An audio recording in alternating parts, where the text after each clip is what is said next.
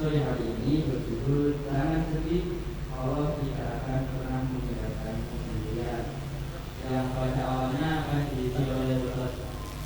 Syariful, tapi karena beliau berhalangan, kemudian digantikan oleh Dr. Tarik Beni. Langsung saja acara yang pertama yaitu pembukaan. Adalah kita buka kegiatan kajian inspirasi pada sore hari ini dengan bacaan basmalah bersama-sama. Bismillahirrahmanirrahim. Acara yang kedua adalah pembacaan jawab Al-Quran oleh saudara Afan kepada saudara Afan kami persilakan.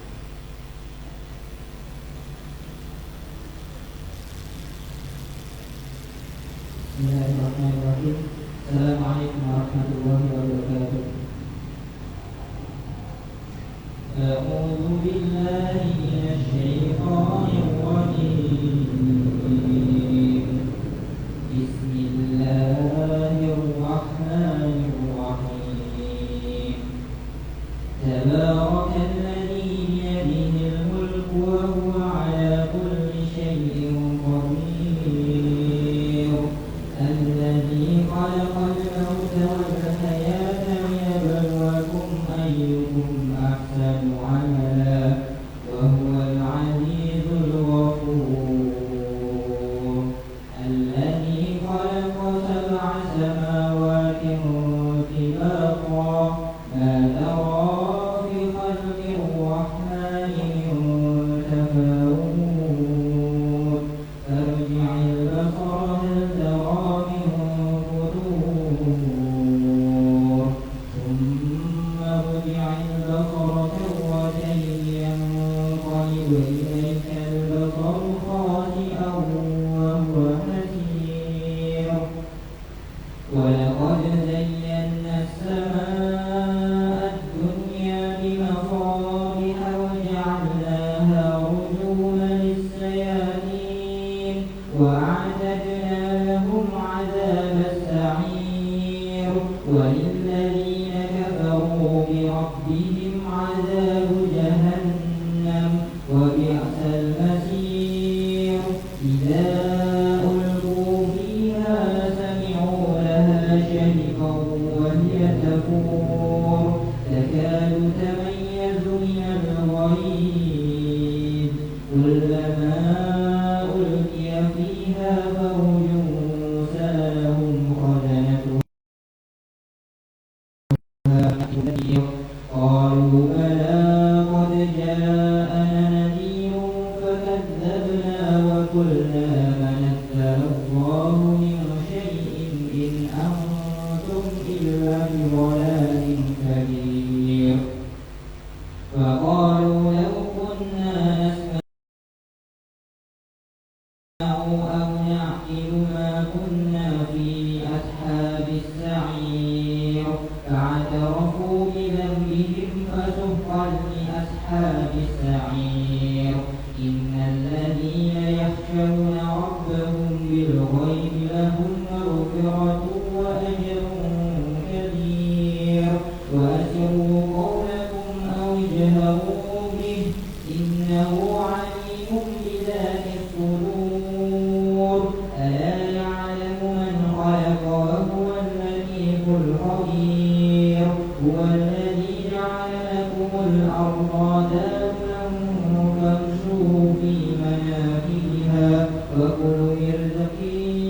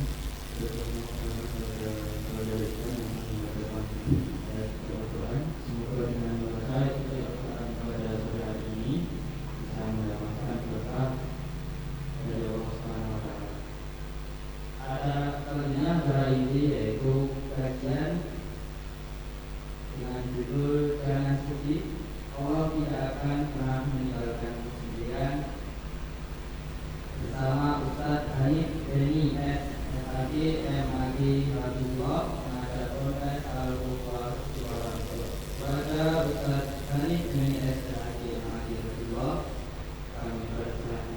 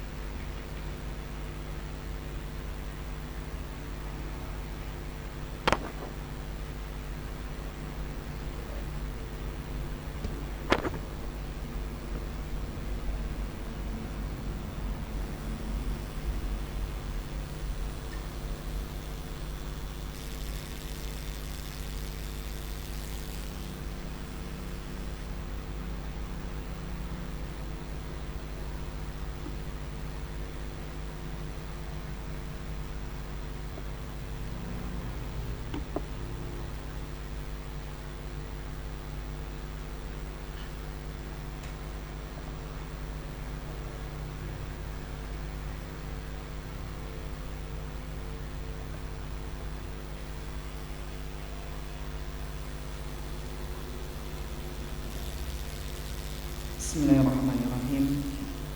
Assalamualaikum warahmatullahi wabarakatuh. Innal hamdalillah nahmaduhu wa nasta'inuhu wa nastaghfiruh wa na'udzu billahi min shururi anfusina wa min sayyiati a'malina. Man yahdihillahu fala mudilla lahu wa man yudlil fala hadiya lahu. Asyhadu an la ilaha illallah wahdahu la syarika lah wa asyhadu anna Muhammadan abduhu wa rasuluh.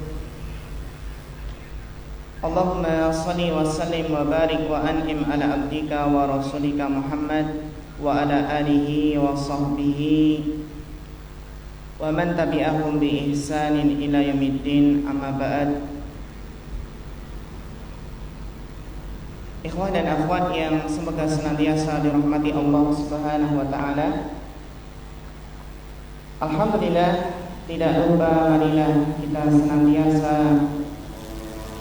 bersyukur kepada Allah Subhanahu wa taala yang telah membimbing kita semua, memberikan taufik dan pertolongan serta kemudahan sehingga kita semua bisa melangkahkan kaki meniti jalan ilmu yang insya Allah jalan ini akan menghantarkan, memudahkan seseorang untuk masuk surga Allah Subhanahu wa taala.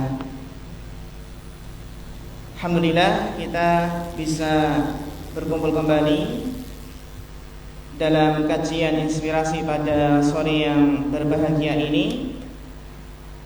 Dan alhamdulillah tema kita pada sore hari ini tema yang sangat penting sekali karena berkaitan dengan kebahagiaan kita. Sebuah tema agar seseorang itu jangan bersedih terus, agar seseorang itu tersenyum di dalam menghadapi hidup. Sebuah tema yang mudah-mudahan kita bisa meneladani bagaimana Rasulullah SAW dalam menghadapi, mengarungi hidup di dunia yang fana ini. Sebagaimana tadi yang telah disampaikan oleh Mas Panitia, bahwasannya judul kajian kita adalah jangan bersedih. Allah tidak akan meninggalkanmu sendirian. Jangan bersedih. atau kalau dalam bahasa Arabnya adalah la tahzan.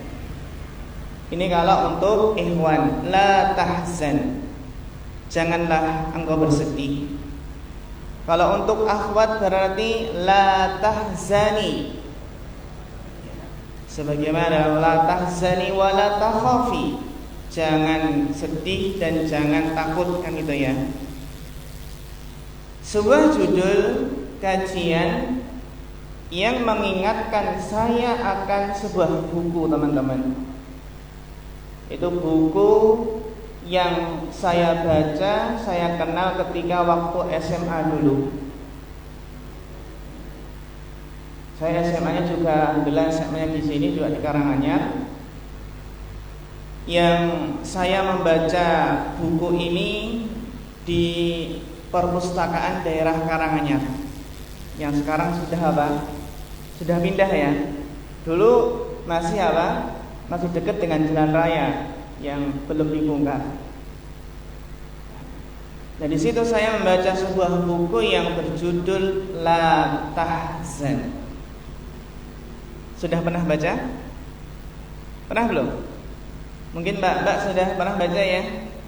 Buku La Tahzan, jangan bersedih, yang dikarang oleh seorang ulama yang terkenal di Arab Saudi, yaitu Syekh Dr. Aid Al-Qarni. Beliau mengarang sebuah kitab yang berjudul La Tahzan, jangan bersedih, dan kitab ini menjadi bestseller. Tidak hanya di negara beliau saja, tidak hanya di Saudi Arabia, bahkan di berbagai negara Islam. Buku yang luar biasa. Di sana juga ada buku yang bagus, contohnya seperti Istamti' Hayatik, nikmatilah hidupmu, yang itu dikarang oleh Syekh Muhammad Al-Arifi. Beliau juga seorang ulama ya di Saudi Arabia.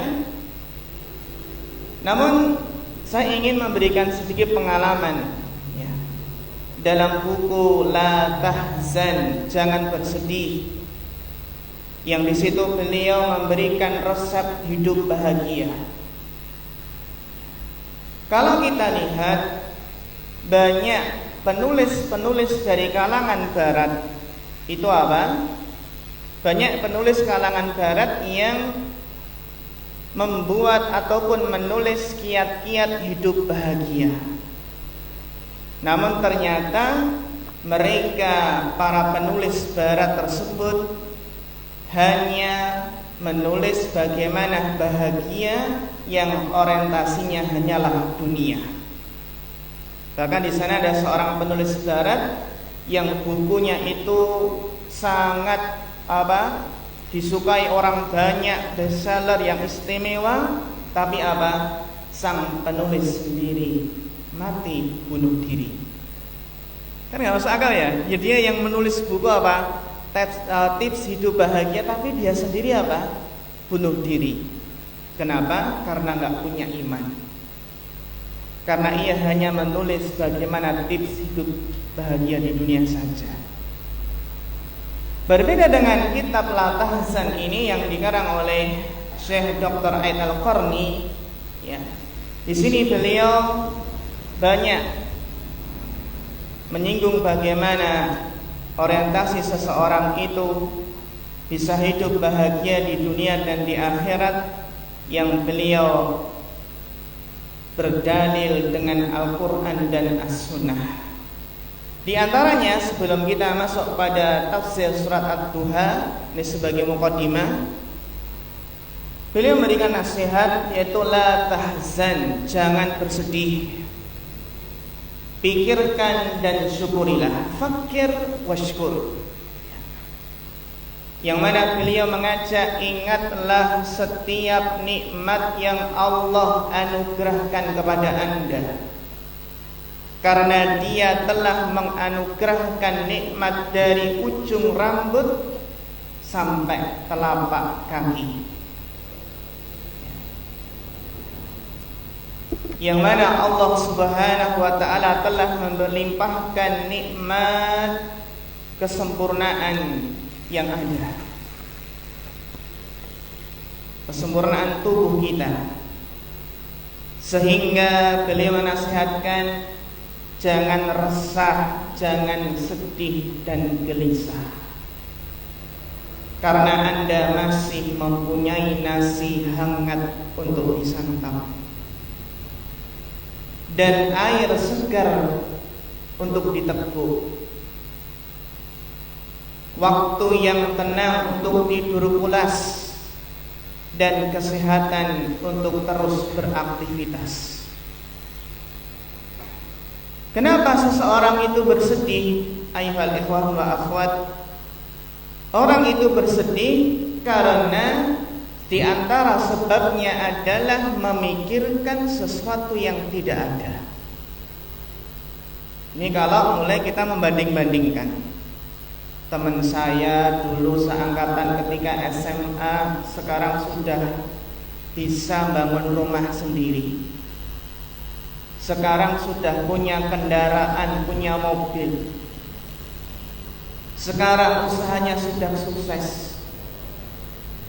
Sedangkan saya sekarang belum punya apa-apa. Istri pun belum punya. Kenapa? Karena gak nyari ya. Ya. Jadi para ikhwan harus apa? Harus berani ya. Berani tapi juga dengan perhitungan tentunya.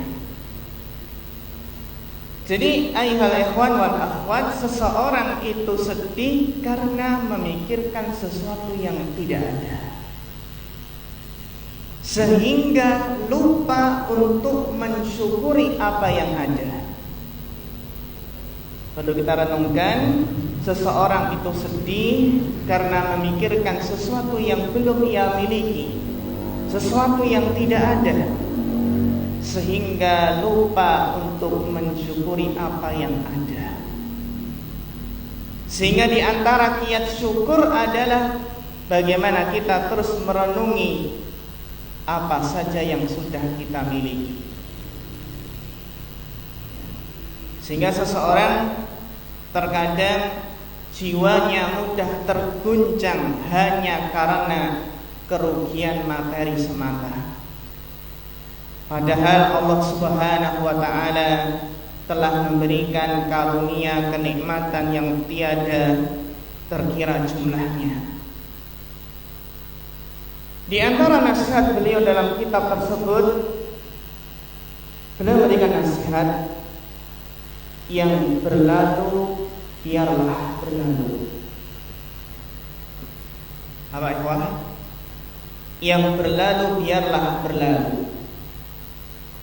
Karena mengingat dan mengenang masa lalu, kemudian bersedih atas nestapa, bersedih atas kegagalan, ini merupakan tindakan yang bodoh, tindakan yang justru akan memperlemah dirinya.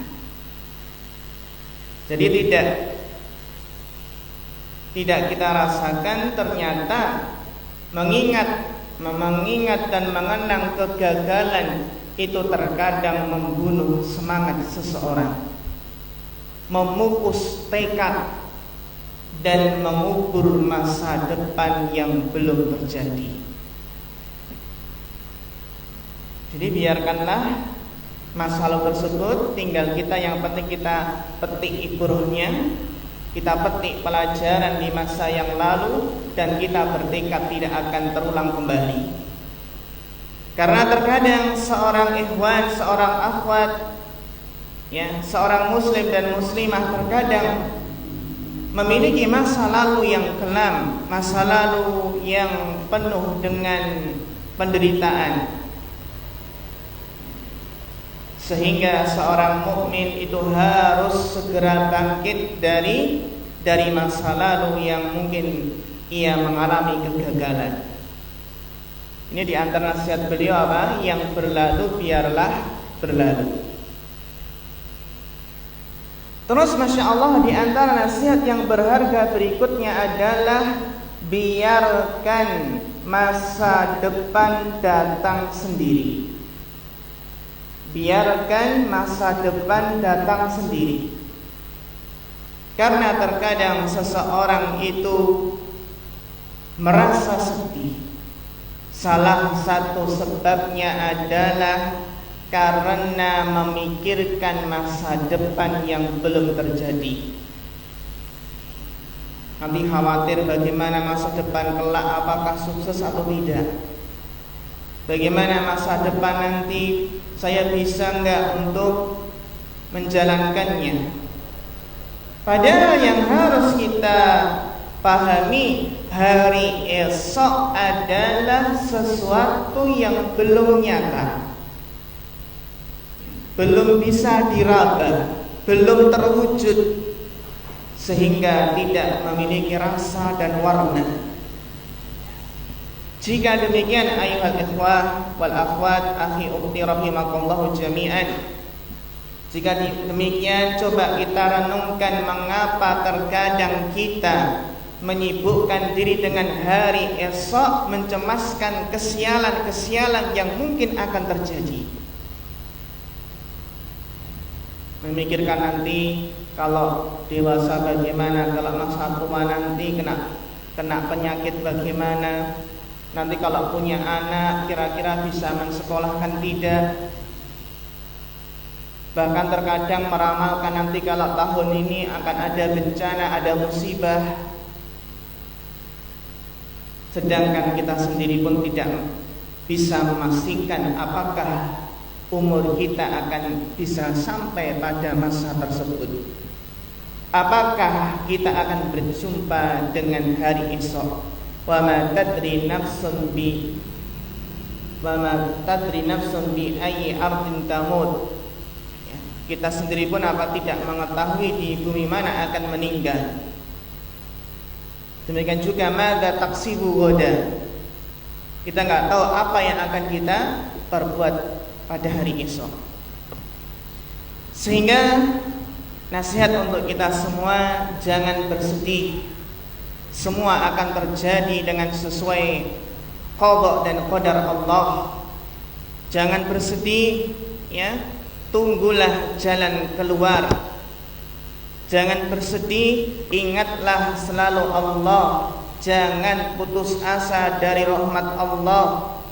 Jangan bersedih atas kegagalan, karena kita masih memiliki banyak peluang. Sehingga insyaallah buku ini sangat bagus sekali ya, bisa teman-teman baca, yang mudah-mudahan bisa menjadikan hidup kita bahagia dan tidak larut dalam kesedihan. Akhi ukhti rahimakumullah jami'an,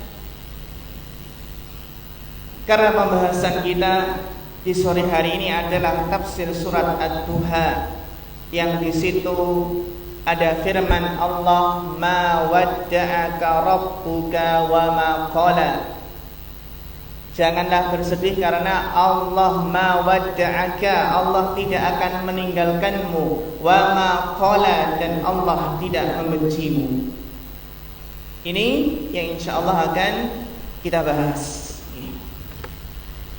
Surat Ad-Duha insyaallah kita semua sudah menghafalnya, yang mana insyaallah akan kita baca dari tafsir Ibnu Katsir.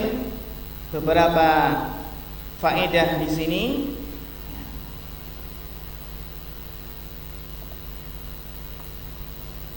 Insyaallah akan kita tafsirkan dari ayat yang pertama sampai ayat ke-11, yang mudah-mudahan kita bisa mendapatkan faedahnya.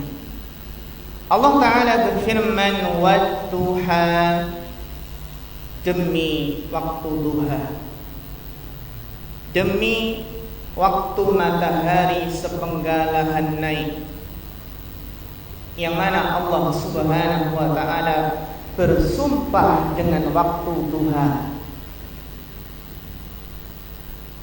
Kaidah yang sudah sering kita dengarkan, yang sudah kita pahami, bahwasannya jika Allah bersumpah dengan sesuatu, ini menunjukkan betapa agungnya, betapa mulianya, dan betapa pentingnya yang dijadikan objek sumpah tersebut. Sebagaimana di sini wadduha, demi waktu duha. Apa rahasia Allah Subhanahu wa ta'ala bersumpah dengan waktu duha? Ternyata kalau kita renungkan bahwasannya waktu duha itu adalah waktu di mana seseorang, kebanyakan manusia itu melakukan aktivitas, waktu yang produktif. Karena pada jam-jam inilah manusia mulai beraktivitas.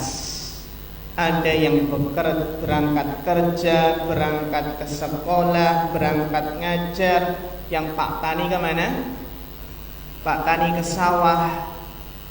Coba Mas, kita mau tanya, waktu duha itu dimulai dari jam berapa Mas? Jam berapa? Jam berapa Mas Denny? Kalau sekarang jam berapa waktu duha?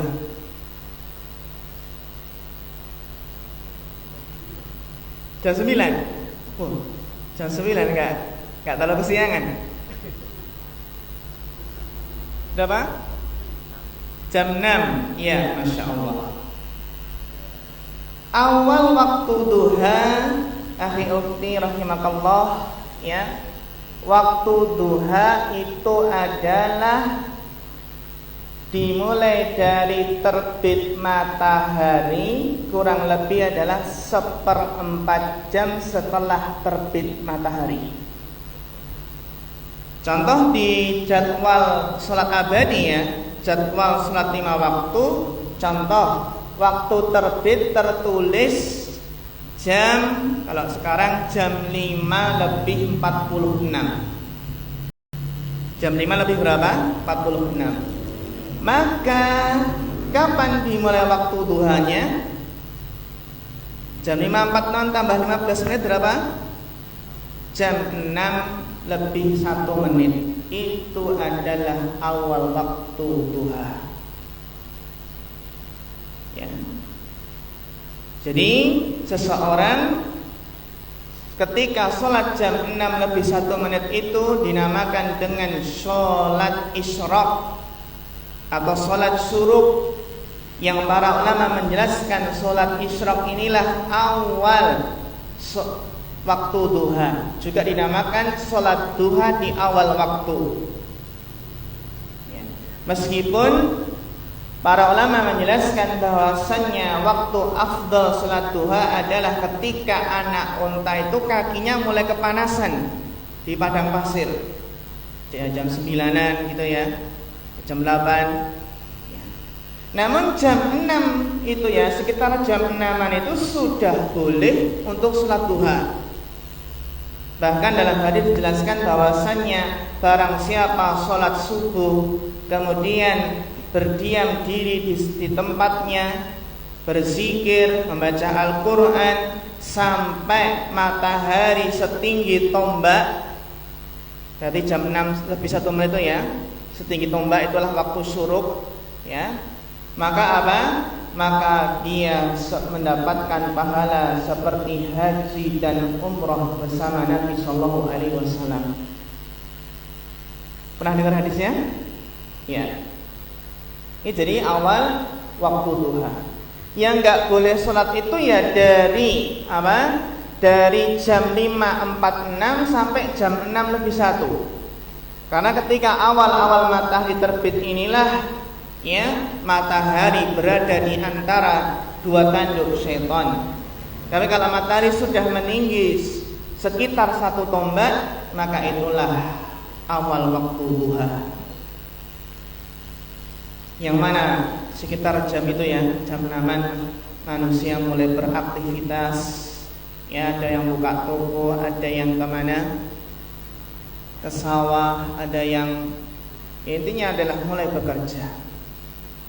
Dan kalau kita lihat sejarah bahwasannya waktu duha inilah Nabi Musa alaihi salam berhasil menundukkan kesombongan Fir'aun dan mengalahkan para tukang sihirnya.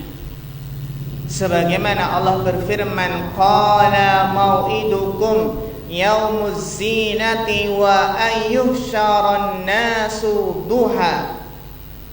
Berkata Musa, waktu untuk pertemuan kami dengan kamu ialah di hari raya dan hendaklah dikumpulkan manusia pada waktu matahari sepenggalahan naik. Itu waktu duha, yang mana Nabi Musa berhasil mengalahkan para tukang sihir Fir'aun. Sehingga teman-teman yang dirahmati Allah, carilah kita cari keberkahan di awal waktu. Mulai semangat ya, memulai hari dengan semangat beraktivitas dengan hal yang bermanfaat. Ada yang olahraga, ada yang baca Quran, ya. Tapi kalau tidur gimana? Boleh nggak? Ya jam 6 tidur. Nah, orang-orang Jawa saja kan menasihati jangan tidur pagi-pagi, nanti rezekinya malah apa? Ditotol ayam. Ya. Di waktu-waktu ini dimulai dengan aktivitas yang bermanfaat. Bisa dengan berzikir, membaca Al-Quran, olahraga, atau menyiapkan untuk sekolah, untuk bekerja. Ini adalah bagaimana ya keistimewaan dari apa? Dari waktu duha. Kemudian ayat yang kedua, Allah Ta'ala berfirman, "Wal-laili idza saja." Dan demi malam apabila telah sunyi. Yang mana teman-teman, demikianlah sifat malam yang sunyi. Malam yang tenang, yang sunyi, yang gelap gulita, yang mana seseorang ingin mencari ketenangan ialah di waktu malam. Coba teman-teman, ketika setelah salat Isya, sekali-kali kita rasakan. Setelah salat Isya, coba sekali kita matikan gadget ya, matikan HP, matikan TV, kemudian tidur.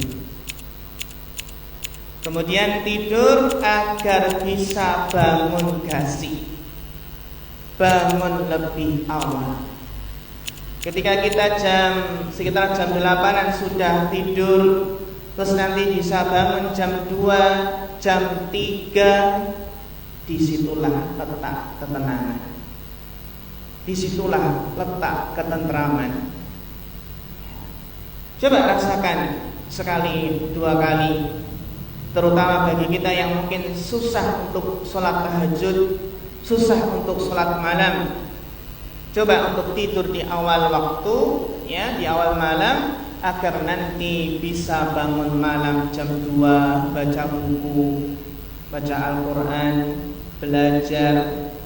Dan itu insya Allah kalau belajar akan apa? Lebih masuk. Kalau kita buat untuk menulis, insya Allah lebih produktif ya. Karena itulah masa-masa waktu dimana pikiran itu fresh kembali. Jadi demikianlah tabiat malam yang Allah menjadikannya sunyi untuk istirahat. Wa ja'alna laila libasa, yang mana Allah Subhanahu wa Ta'ala menjadikan malam itu ibarat pakaian. Sehingga malam, dengan malam yang tenang inilah malam yang harus disyukuri. Karena di waktu malam inilah seseorang lebih bisa masuk untuk muhasabah, untuk introspeksi diri. Di malam harilah seseorang akan merasakan nikmatnya bermunajat, nikmatnya berdoa, bersimpuh, memohon kepada Allah. Kalau seseorang ingin curhat kepada Allah, ya, Terkadang seseorang itu keluh kesahnya hanya sesama manusia, sesama temannya. Namun terkadang seseorang itu kurang di dalam bersimpuh memohon kepada Allah. Padahal Allah lah yang bisa memberikan jalan keluar. Allah lah yang memberikan pertolongan. Jika seseorang mungkin jika kita susah untuk sholat malam, Rasulullah pernah memberikan nasihat kepada Abu Hurairah. An Abi Hurairah radhiyallahu anhu qala Ausini khalili sallallahu alaihi wasallam. Abu Hurairah pernah mengatakan bahwasannya Rasulullah SAW, kekasihku Rasulullah SAW telah memberikan wasiat bisalasin, dengan 3 hal. Apa nasihat tersebut? Siyamu salasati ayyamin min kulli syahr, untuk puasa 3 hari dalam setiap bulan, ya, puasa pada bulan purnama, ayyamul bid. Wa raq'atai duha, dan 2 rakaat salat duha, sehingga minimal rakaat salat duha adalah 2, sedangkan maksimalnya pendapat yang rajih adalah tidak terbatas, ya. Wa an utira qabla an anam, Nabi pernah nasihati Abu Hurairah untuk witir sebelum tidur.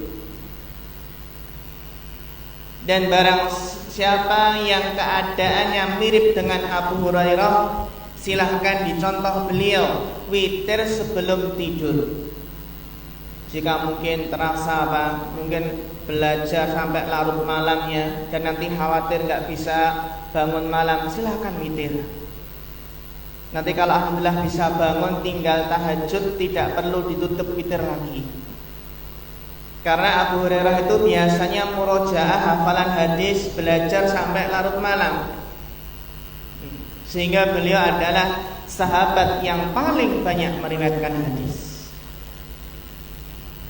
Ini diantara 3 wasiat Rasulullah kepada Abu Hurairah: puasa ayyamul bid, dan 2 rakaat duha, dan witir tidur, salat witir sebelum tidur. Hadis sahih riwayat Bukhari. Ayat yang ketiga, Allah Ta'ala berfirman, ma wadda'aka rabbuka wa ma qala. Inilah syahidnya yang dijadikan oleh mas-mas panitia untuk, ya, dijadikan judul kajian, bahwasannya ma wadda'aka rabbuka, Rabbmu tidak akan pernah meninggalkanmu dan tidak akan pernah membencimu. Ini adalah, ya, khitabnya untuk diarahkan untuk Nabi sallallahu alaihi wasallam. Maksudnya adalah Nabi tidak akan pernah meninggalkan siapa? Allah tidak akan pernah meninggalkan Rasulullah sallallahu alaihi wasallam. Kata Imam Ibnu Katsir, ma wadda'a artinya ma tarokaka. Allah tidak akan meninggalkan wahai Muhammad. Wa ma qala ay wa ma abghadaka. Dan apa? Dan Allah tidak membencimu. Ya, kalau kita lihat dari beberapa asbabun nuzul dari surat Ad-Duha ini, ya, yang mana kaum musyrikin mengira bahwasannya Muhammad telah ditinggalkan Rabbnya. Namun di sini adalah bantahan bagi anggapan tersebut, ya, anggapan yang salah. Ma wadda'aka rabbuka wa ma qala. Sehingga teman-teman yang dihormati Allah Subhanahu wa taala, kita lihat di sini bagaimana Allah Subhanahu wa taala yang membantah memberikan bantahan kepada orang-orang musyrik yang telah berprasangka bahwasannya Nabi Muhammad telah ditinggalkan oleh Allah Subhanahu wa taala. Ini juga memberikan faedah kepada kita bahwasannya selama kita beriman, beramal soleh, seorang pemuda yang ingat Allah, pemuda yang rajin, pemuda yang taat, maka kita yakin bahwasannya Allah tidak akan pernah mentelantarkan hambanya. Allah tidak akan pernah meninggalkan hambanya yang taat kepadanya. Sehingga seorang mukmin yang sejati itu tidak boleh berprasangka buruk kepada Allah. Sebagian orang berprasangka buruk, ya Allah, saya kan sudah sholat rajin, ngaji juga rajin, juga melaksanakan amalan-amalan sunnah, tapi kenapa kehidupan saya kok masih seperti ini? Terkadang seseorang suudzon kepada Allah, berburuk sangka. Padahal kalau kita ingat bagaimana kisah Nabi Ibrahim dengan Hajar, dengan istri beliau yang bernama Hajar, seorang wanita yang soleh, istri yang solehah.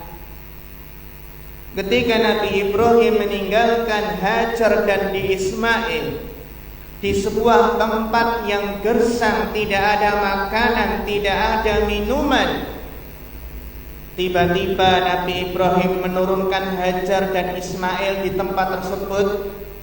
Ibrahim pun tiba-tiba langsung pergi, gak dipamiti Hajar dan Ismail.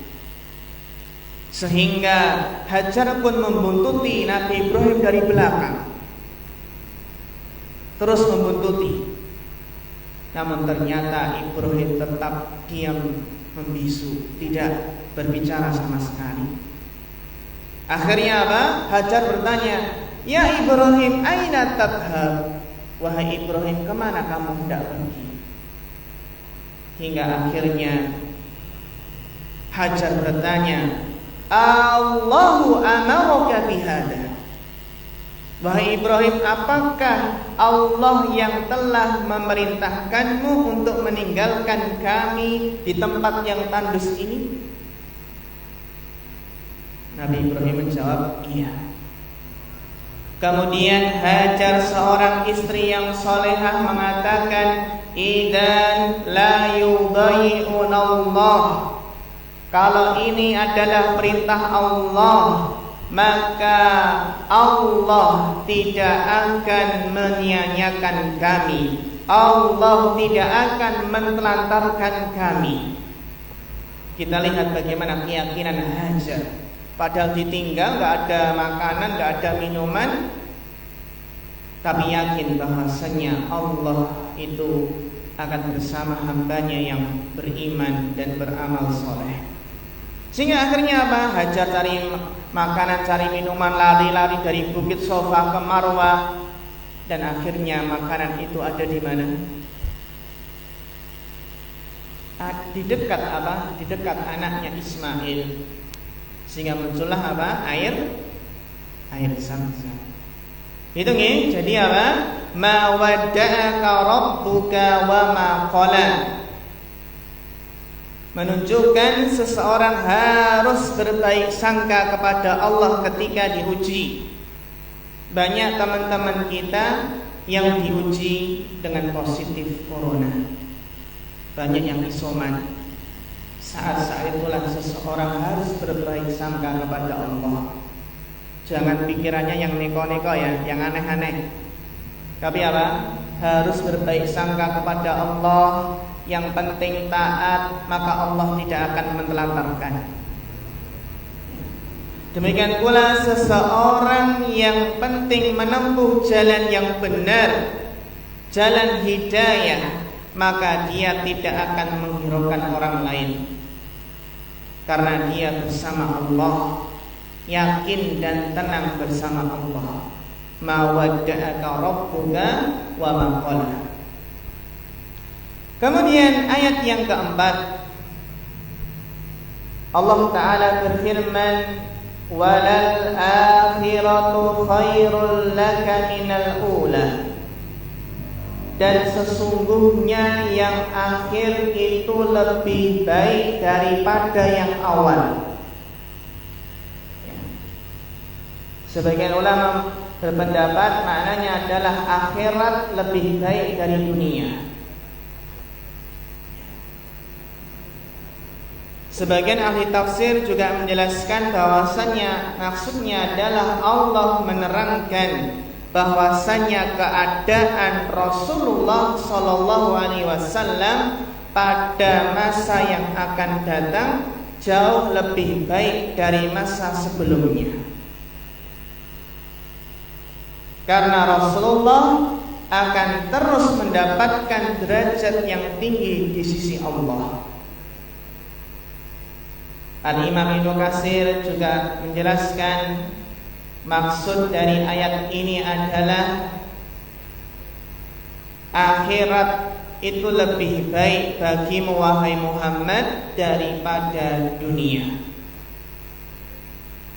Sehingga kita lihat bahwasanya Rasulullah itu adalah orang yang paling zuhud di dunia ini. Coba kita ingat teman-teman, ketika Allah Subhanahu wa Ta'ala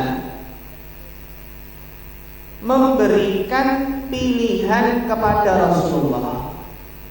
Jadi Rasulullah pernah diberikan pilihan oleh Allah di masa-masa akhir-akhir usia beliau. Beliau diberi pilihan antara hidup kekal di dunia ini, ya, hidup kekal di dunia ini dan nantinya menghantarkan ke surga, gitu ya. Ini pilihan pertama, hidup kekal di dunia dan nanti juga menghantarkan kemana? Ke surga. Atau pilihan segera pergi menuju Allah. Maka beliau pun Rasulullah SAW memilih apa yang ada di sisi Allah Subhanahu wa Ta'ala daripada kehidupan dunia ini. Ini yang dijelaskan oleh beliau Al-Imam Ibnu Katsir rahimahullahu ta'ala. Kemudian Al-Imam Ibnu Katsir membawakan hadis Abdullah bin Mas'ud radhiyallahu anhu. Yang mana beliau Abdullah bin Mas'ud berkata, nama Rasulullah sallallahu alaihi wasallam ala hasirin. Pernah suatu ketika Rasulullah SAW itu tidur di atas tikar. Faqama wa qad athara fi janbihi.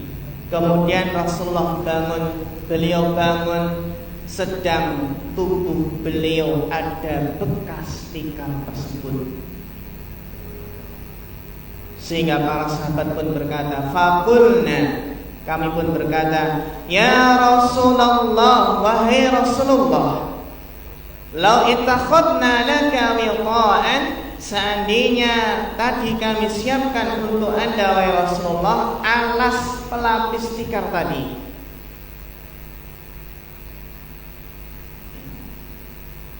Kemudian beliau menjawab, mali wa madunya, mali walidunya.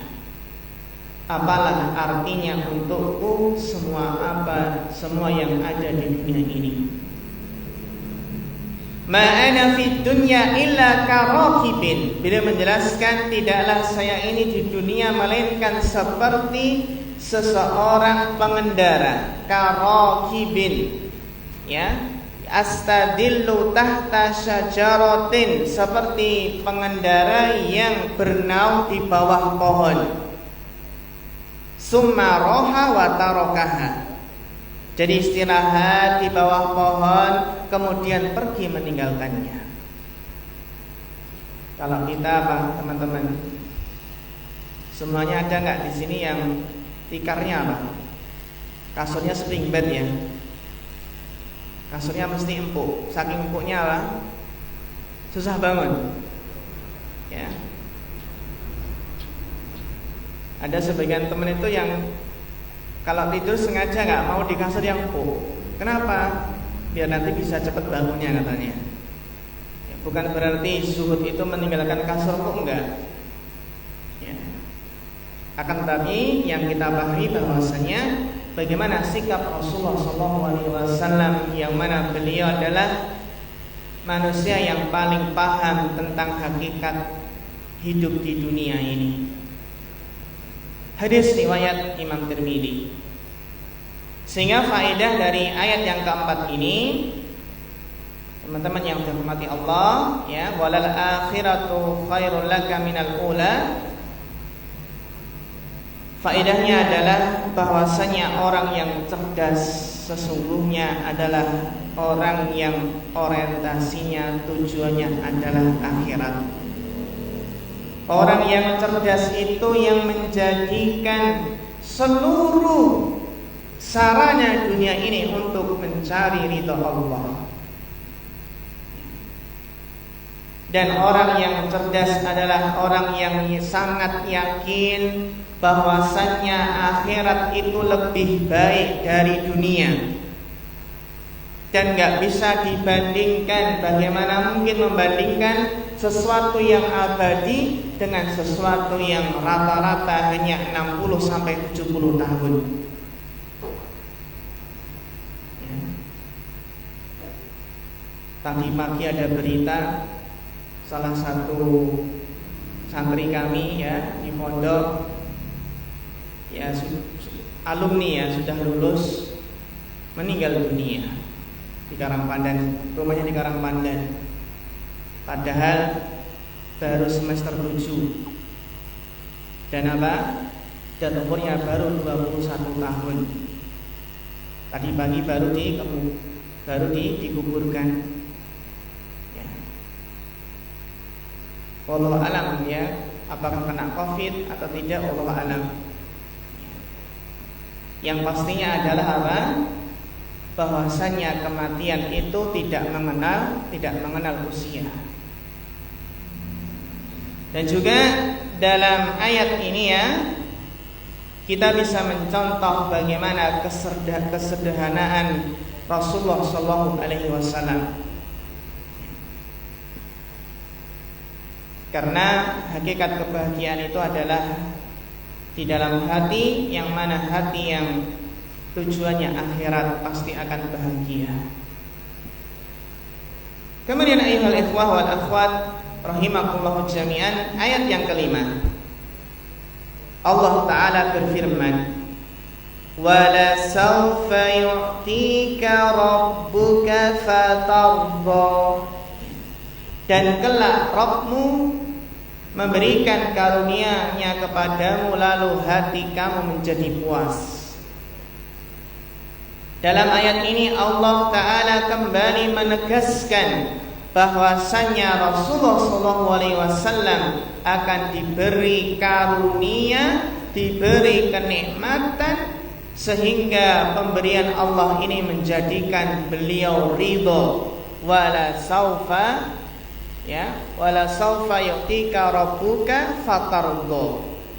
Tardha, ridho.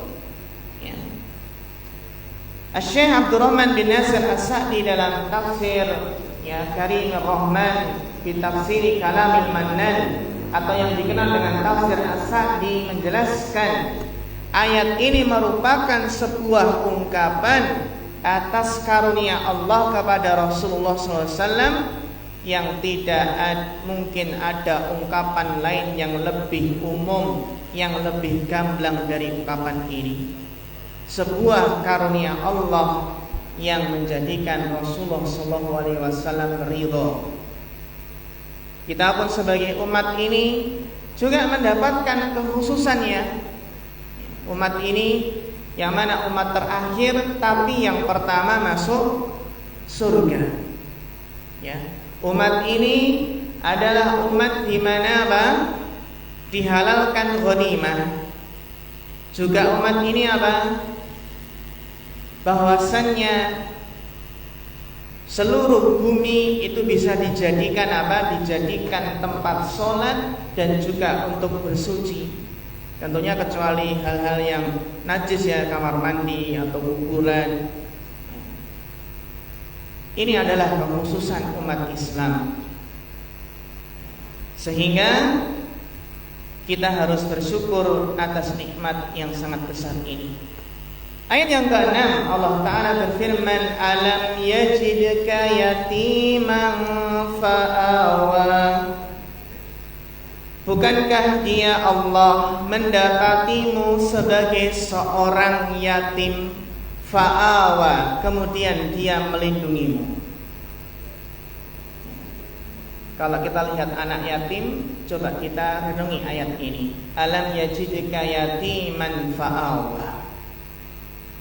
Al-Imam Ibnu Katsir menjelaskan bahwasanya dalam ayat ini Allah menyebutkan beberapa kenikmatan yang telah Allah karuniakan kepada Rasulullah sallallahu alaihi wasallam, yang mana beliau Rasulullah SAW dilahirkan dalam keadaan yatim, yang mana ayah beliau meninggal ketika beliau masih berada di rahim ibu beliau, Aminah bintu Wahab. Kemudian ibu beliau meninggal sedang beliau masih berumur 6 tahun. Kemudian diasuh oleh kakek beliau Abdul Muthalib. Kakek beliau kemudian meninggal, akhirnya diasuh oleh paman beliau Abu Thalib. Kemudian paman beliau Abu Thalib inilah yang sangat menyayangi beliau, melindungi beliau, membela beliau, ya. Dan membantu dakwah beliau, membela dari gangguan kaum Quraisy. Namun ternyata Abu Thalib tidak mendapatkan hidayah, alias tidak masuk Islam.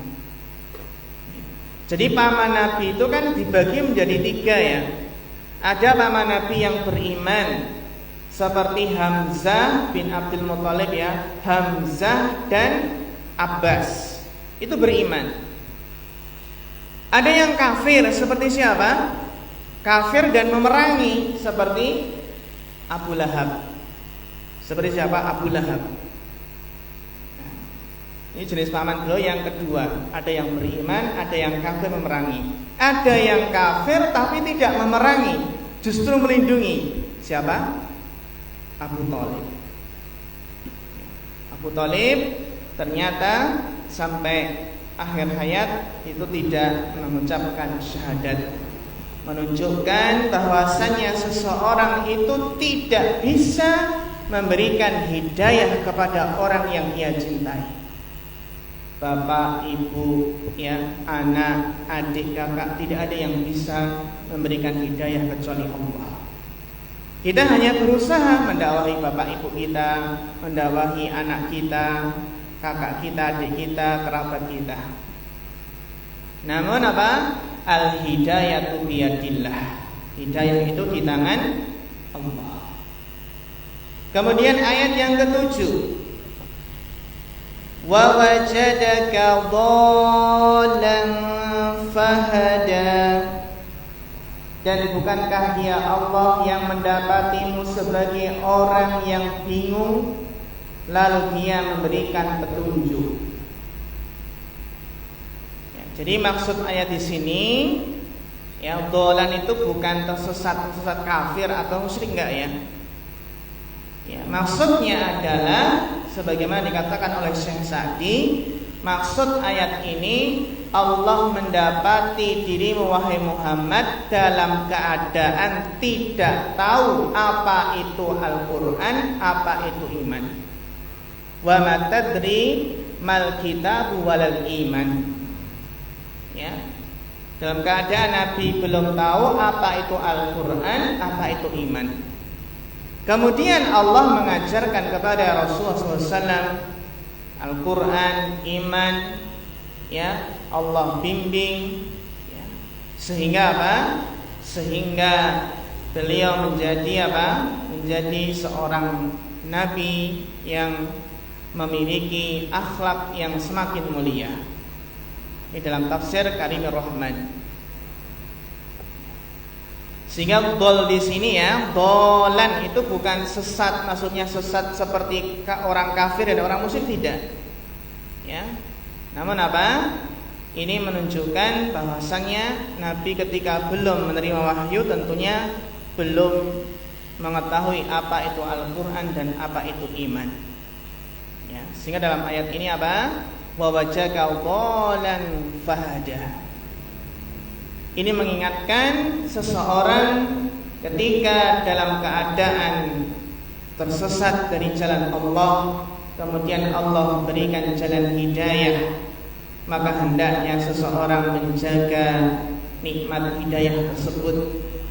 Yang dulunya mbak-mbak, mas-mas yang berhormati Allah, yang dahulunya kita belum kenal ngaji, yang dahulunya kita belum mengerti hakikat hidup yang sebenarnya, apa sih tujuan hidup ini. Ya, kita masih suka hanya main-main saja, hanya senda gurau, hanya tertawa saja.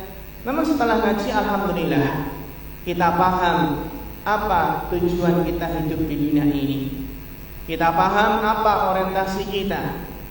Ya. Dan kita apa? Ketika ngaji akan semakin mengetahui keindahan Islam, semakin mengetahui betapa sempurnanya agama Islam, ya. Dan insya Allah dengan semangat mengaji akan menjadikan iman kita semakin kuat dan akhlak kita semakin bagus, ya, semakin baik. Ayat yang ke-8, Allah Ta'ala berfirman, wa wajadaka ailan fa'aghna. Dan bukankah dia Allah mendapatimu dalam keadaan ailan, dalam keadaan kekurangan. Fa'aghna, lalu Allah memberikan kecukupan. Al-Imam Ibnu Katsir dalam tafsir Ibnu Katsir menjelaskan, maksudnya adalah ketika dahulu Nabi dalam keadaan fakir, miskin, ya, kemudian Allah memberikan kecukupan. Bahkan apa? Beliau sejak muda mencari nafkah dengan menggembala kambing, kemudian berdagang, kemudian sukses sehingga menikah dengan seorang konglomerat, ya, seorang wanita konglomerat yang solehah, yaitu apa? Khadijah bintu Khuwailid. Khadijah bintu Khuwailid radhiyallahu anhu, ya. Sehingga Allah di sini berfirman, wa wajadaka ailan fa'aghna. Kita pun demikian, ketika dahulu, ya, mungkin merasakan hidup yang susah, makan susah, kehidupan belum punya apa-apa, tapi nanti kalau sudah menikah, insya Allah akan semakin kaya. Sehingga ada slogannya yang harus kita yakini, menikahlah pasti kamu akan kaya. Bener gak? Ini yang harus diyakini oleh teman-teman yang belum menikah. Menikahlah pasti kamu akan kaya. Kita lihat kebanyakan orang kaya itu yang sudah menikah atau belum? Sudah menikah kan? Pasti ya. Kebanyakan orang yang kaya itu sudah menikah. Apalagi nanti kalau sudah punya istri itu sudah kaya berarti. Punya apa lagi? Punya anak. Dan seorang ayah itu kan juga apa? Ketika bekerja, ya, rizki anaknya, rizki istrinya, semua yang lahir itu sudah membawa rizki masing-masing. Ini yang penting adalah semakin diyakini. Banyak teman-teman yang ketika nikah, awal-awal apa ketika menikah, banyak yang cerita bahwasanya ketika nikah mungkin modalnya apa? Merasa kurang, mungkin belum memiliki pekerjaan yang mapan.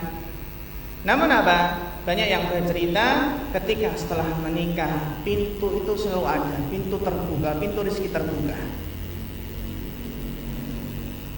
Karena slogannya bagi para akhwat, bahwasannya yang penting adalah bukan penghasilan yang tetap, tapi apa? Yang penting tetap berpenghasilan. Gitu ya. Mungkin salah mertua tanya, "Mas, ya, punya penghasilan tetap enggak?" Kalau tetap mungkin tidak, Pak, tapi insya Allah saya akan tetap berpenghasilan, tetap akan bekerja. Karena apa? Karena kalau menunggu sudah mapan dulu, punya rumah, punya mobil, nanti kapan nikahnya ya Mas ya? Ya, sebagaimana di Arab sana itu terkenal dengan maharnya itu apa? Sangat tinggi sekali. Ya. Di Timur Tengah sana bahkan seseorang ketika mau menikah harus menyediakan rumah dulu bagi apa? Tempat tinggal untuk istrinya. Maharnya yang sangat tinggi sehingga di sana banyak yang menikah itu apa? 30-an tahun lebih, 35 itu dianggap hal yang biasa. Ketika apa? Terutama ketika tadi mahar yang di sana tinggi. Sehingga teman-teman yang dirahmati Allah, ini yang harus kita yakini bahwasannya urusan rezeki itu sudah Allah yang ngatur, yang penting kita adalah berusaha. Ayat yang ke-9, fa ammal yatima fala taqhar. Adapun anak yatim maka janganlah kamu berlaku sewenang-wenang. Ya. Wa ammas sa'ila fala tanhar. Ayat yang ke-10, dan terhadap orang yang minta-minta jangan kamu hardik, jangan kamu bentak. Wa amma bi ni'mati rabbika fahaddits. Dan adapun nikmat Rabbmu maka hendaklah kamu menceritakan, kamu menyebut-nyebutnya. Nah, dalam ayat ini, ayat yang ke-9, fa ammal yatima fala taqhar, ini Allah mengingatkan sebagaimana diri Rasulullah SAW bahwasanya beliau adalah seorang yang yatim. Ya, Allah memberikan perlindungan, penjagaan, maka janganlah kamu berlaku sewenang-wenang menzalimi anak yatim. Janganlah merasa sempit ketika kehadiran anak yatim. Apalagi jangan menghardiknya, jangan membentaknya, tapi muliakanlah anak yatim. Bermuamalah dengan sebaik-baiknya. Wa amma sa'ila fala taqhar, demikian pula orang yang minta, ya. Di sini ada dua makna, orang yang minta harta atau minta dalam rangka apa? Bertanya ketika tidak tahu jalan. Ya. Sebagaimana dalam ayat tadi kan Allah menjelaskan Nabi belum tahu apa itu iman, apa itu Al-Qur'an. Sehingga Allah memberikan petunjuk. Sehingga kalau ada orang yang tanya sesuatu tentang Islam, ya, maka apa? Jangan dihardik, jelaskan dengan baik. Demikian pula ada orang yang tanya tentang jalan contohnya, ya, maka apa? Kita jawab dengan sebaik-baiknya. Tidak sebagaimana orang ketika ada orang yang tanya itu malah apa? Tanya jalan malah diblusuk istilahnya. Alasannya apa? Ini yang tanya nggak sopan, masa tanya mesinnya nggak dimatikan, ini masa tanya apa? Helmnya nggak dicopot, nggak dilepas dulu ya. Akhirnya dia hanya loh, tanya kok kayak gini, nggak punya adab. Akhirnya diblasokin sekalian. Nah, ini juga tidak boleh. Meskipun kita pun juga harus beradab ketika bertanya, ya, terutama mengucapkan salam, kemudian ngapunten Pak, Bu, derek tanglet, ya, tentunya dengan adab. Seandainya ada yang bertanya dan mungkin kurang sopan, kita pun tetap memberikan, ya, jawaban yang baik.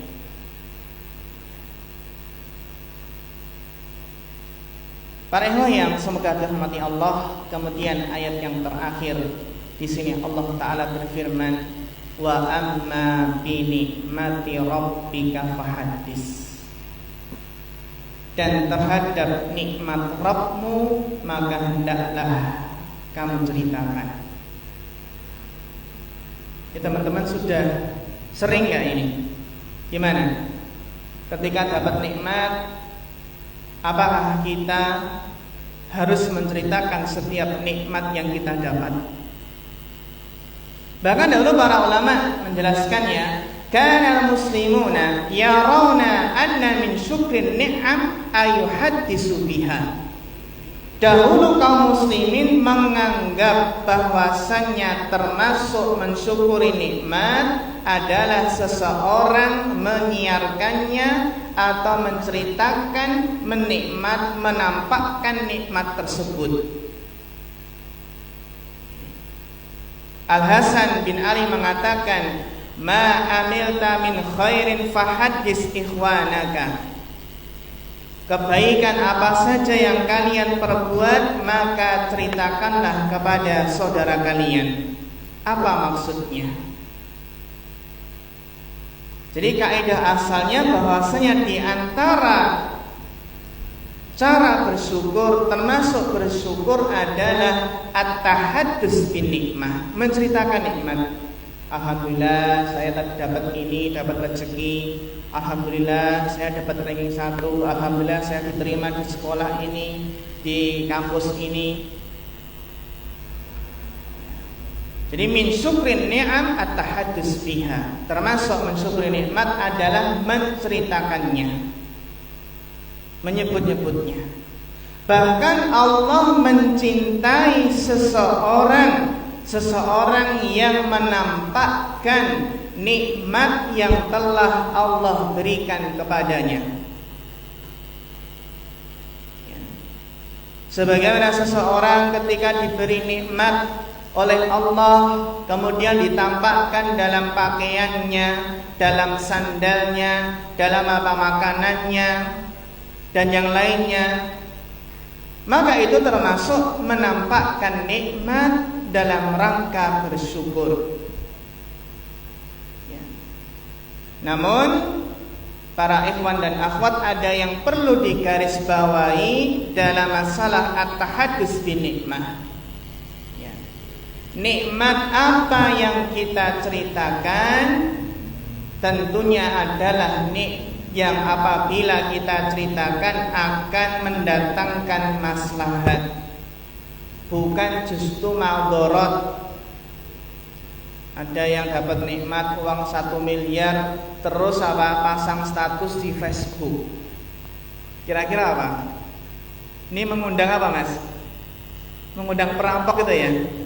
Bahkan dulu kan ada cerita, ada yang nulis status, ya alhamdulillah bisa piknik sekeluarga di mana, di puncak atau yang lainnya. Kan ini apa? Mengundang perampok. Oh, berarti rumahnya kosong kan gitu. Jadi kaidah dalam menceritakan nikmat yang pertama, bukan dalam rangka menyombongkan diri. Ini. Jadi jangan sampai ketika menceritakan nikmat itu dalam rangka menyombongkan diri. Yang kedua, bukan dalam rangka riya atau pamer. Itu juga nggak boleh. Dan jangan sampai menceritakan nikmat itu dalam rangka pamer atau riya, mencari apa, pujian. Yang ketiga, ketika menceritakan nikmat itu apa?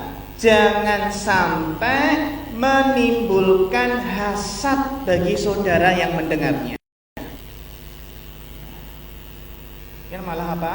Malah bermaudarat. Karena sebagian teman kita, ya mungkin sebagian teman yang tidak tulus mencintai kita ya, kalau kita ceritakan kesuksesan kita ceritakan bahwasanya kita dapat nikmat, dia tidak ikut gembira, malah terkadang timbul hasad. Jadi apa? Ceritakanlah nikmat tersebut kepada teman, kepada kawan yang kamu yakini ketulusan cintanya kepadamu.